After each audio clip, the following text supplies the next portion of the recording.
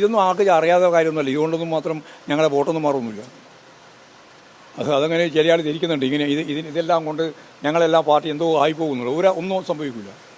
ഞങ്ങൾക്ക് നല്ല ധാരണയുണ്ട്. കാരണം കള്ളത്തരം പ്രചരിപ്പിക്കാനും കള്ളത്തരത്തെ അടിസ്ഥാനപ്പെടുത്തി നിലപാട് സ്വീകരിക്കാനും തയ്യാറാവുന്ന ഒരു ഏജൻസിയാണ് ഇ ഡി എന്ന് ആർക്കറിയാത്തത്? എല്ലാവർക്കും അറിയാം. പകൽ പിടിച്ച പോലെ അറിയാം. അത് ജനങ്ങളുടെ മുമ്പിൽ തന്നെ കൃത്യമായിട്ട് തുറന്ന് പറഞ്ഞുകൊണ്ട് തന്നെ കാര്യം കൊണ്ടു വെറുതെ അർത്ഥം പറയണ്ട. കണ്ടെത്തി ആര് കണ്ടെത്തി? എന്ത് കണ്ടെത്തി? അത് ഇവന്റെ കണ്ടെത്തി ആരംഗീകരിക്കുന്നു? ഇവിടെ ആരംഗീകരിക്കുന്നു? ഏത് കണ്ടെത്തല?